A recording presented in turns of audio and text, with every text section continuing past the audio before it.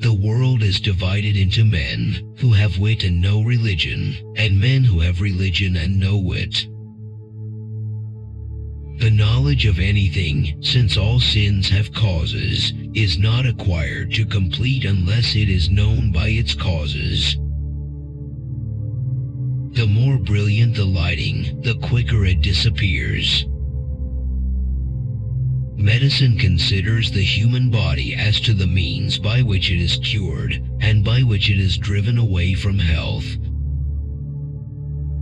Now it is established in the sciences that no knowledge is acquired save through the study of its causes and beginnings, if it has had causes and beginnings, nor completed except by knowledge of its accidents and accompanying essentials. The theory of medicine, therefore, presents what is useful in thought, but does not indicate how it is to be applied in practice. The mode of operation of these principles. The practice of medicine is not the work which the physician carries out, but is that branch of medical knowledge which, when acquired, enables one to form an opinion upon which to base the proper plan of treatment. Leeches should be kept a day before applying them. They should be squeezed to make them eject the contents of their stomachs. Those who deny the first principle should be flogged or burned until they admit that it is not the same thing to be burned and not burned, or whipped and not whipped. As to the mental essence, we find it in infants devoid of every mental form. Pain is a sensation produced by something contrary to the course of nature, and this sensation is set up by one of two circumstances, either a very sudden change of the temperament or a solution of continuity. Medicine deals with the states of health and disease in the human body. It is a truism of philosophy that a complete knowledge of a thing can only be obtained by elucidating its causes and antecedents, provided, of course, such causes exist. In medicine it is, therefore, necessary that causes of both health and disease should be determined.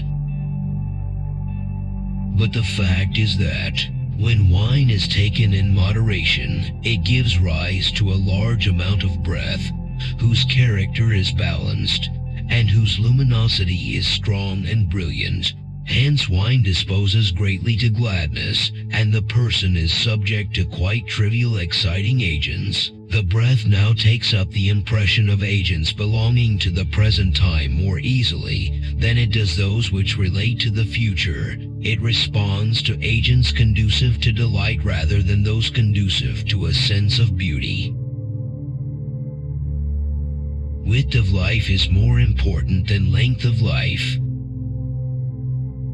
The world is divided into men who have wit and no religion, and men who have religion and no wit. Prayer is that which enables the soul to realize its divinity. Through prayer, human beings worship absolute truth and seek an eternal reward. Prayer is the foundation stone of religion, and religion is the means by which the soul is purified of all that pollutes it. Prayer is the worship of the first cause of all things, the supreme ruler of all the world, the source of all strength. Prayer is the adoration of the one whose being is necessary.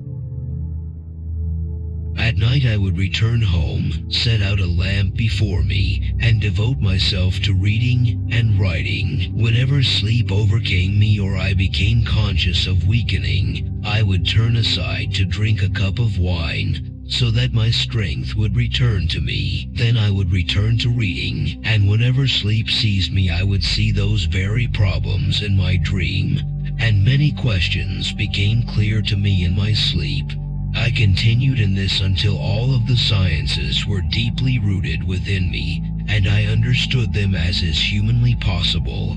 Everything which I knew at the time is just as I know it now. I have not added anything to it to this day. Thus I mastered the logical, natural, and mathematical sciences, and I had now reached the science